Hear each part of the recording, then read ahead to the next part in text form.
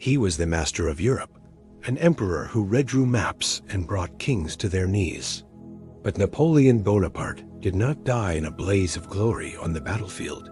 He died slowly, in agony, on a remote, windswept rock in the middle of the Atlantic, whispering the name of his first love.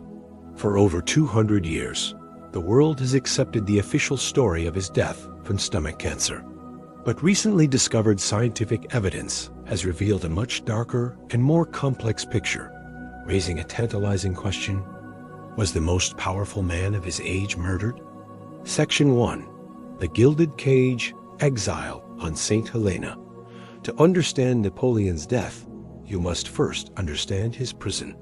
After his final, crushing defeat at the Battle of Waterloo in 1815, the British faced a dilemma. What to do with the man who had twice plunged Europe into war? They chose not execution, but a living death. They exiled him to the island of St. Helena, one of the most remote, isolated places on Earth. A tiny volcanic rock in the South Atlantic, the nearest landmass is over 1,200 miles away. It was the perfect, inescapable prison. Napoleon, along with a small retinue of loyal companions, was housed at Longwood House. This was no imperial palace. It was a damp, cramped, rat-infested residence, constantly shrouded in fog and battered by trade winds. His life, once a whirlwind of battles, politics, and imperial grandeur, was reduced to a monotonous, humiliating routine. His captor, the British governor Sir Hudson Lowe, was a petty and rigid man who seemed to take personal pleasure in enforcing humiliating restrictions on the former emperor. He limited his correspondence, restricted his movements, and insisted on referring to him as General Bonaparte, refusing to acknowledge his imperial title. For a man of Napoleon's colossal ego and boundless energy, this was torture. His days were spent dictating his memoirs, a desperate attempt to shape his own legacy gardening, and taking lukewarm baths to soothe his growing list of ailments. The psychological toll was immense. He was a caged lion, growing more depressed, lethargic, and isolated with each passing day. This crushing boredom and despair were the first stage of his horrible death, a slow demise of the spirit before the body began to fail. Section 2. The Agonizing Decline, a body at war with itself. Beginning in 1817, Napoleon's robust health began to collapse. The accounts from his companions and doctors paint a grim picture of a slow, agonizing decline. He complained of a constant, dull pain in his abdomen, which soon sharpened into a stabbing agony that would leave him breathless. He suffered from chronic nausea, headaches, chills, and feverish sweats. He lost his appetite and began to lose a significant amount of weight, his once stout frame becoming gaunt and frail. One of the most disturbing symptoms was his frequent vomiting of a dark, granular substance that his valet described as resembling coffee grounds. His doctors were baffled. Medicine in the early 19th century was a brutal and imprecise art. They diagnosed him with a litany of possible illnesses, from hepatitis to an inflamed liver, and subjected him to a series of useless and often harmful treatments. He was bled, given enemas, and prescribed large doses of calomel, a mercury-based compound, and a potent, opium-laced drink called laudanum. Nothing worked. The former emperor was wasting away, trapped on a remote island with an invisible enemy consuming him from within. Section 3. The Official Verdict, a stomach eaten by cancer.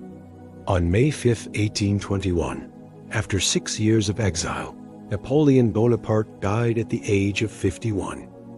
His last reported words, whispered in a final delirious moment, were, "France, l'armée, tête d'armée, Josephine. France, the army, head of the army, Josephine."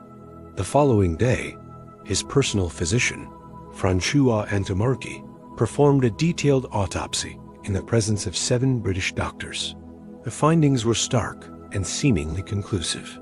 Inside Napoleon's stomach, Antomarchi discovered a massive perforated ulcerated lesion, which he described as cancerous.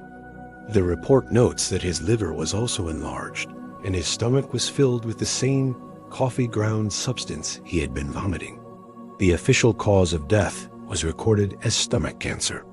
This verdict seemed plausible and was accepted for over a century. Napoleon's own father, Charles Bonaparte, had died of stomach cancer, and several other family members also suffered from gastric ailments, suggesting a strong genetic predisposition. For 140 years, the world believed that the great conqueror had been brought down by a common, tragic disease. Section 4. The Poison Plot. A murder mystery is born. The story took a dramatic turn in 1961. A Swedish dentist and amateur toxicologist named Sten Forsjöfod published a book titled Who Killed Napoleon? Forsjöfod had become obsessed with the case and argued that Napoleon's symptoms were not a perfect match for stomach cancer, but were a textbook case of something else: chronic arsenic poisoning. This explosive theory was initially dismissed, but then came the bombshell evidence.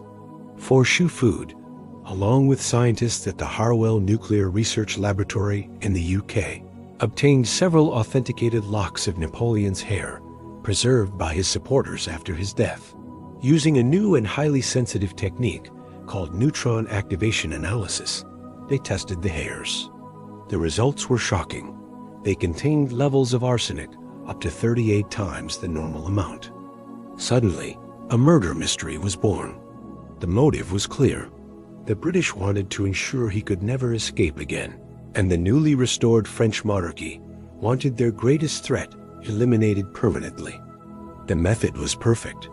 Arsenic was the ideal 19th century poison. It was tasteless and odorless, and when administered in small, regular doses, it produced a slow, wasting sickness with symptoms stomach pain, nausea, weight loss that perfectly mimicked a natural illness. The theory was that a traitor within Napoleon's own household, likely Count de Montholon, had been secretly poisoning the emperor for years, acting as an agent for the French royalists. Section 5. Science enters the fray. A modern investigation. The arsenic theory captivated the public for decades.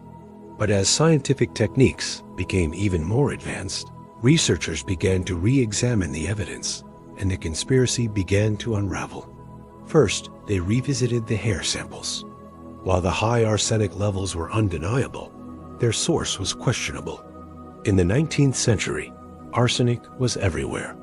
It was used in wallpaper glue, especially for the popular Shields green color, which was used at Longwood House, hair tonics, powders, and even in the process of preserving wine.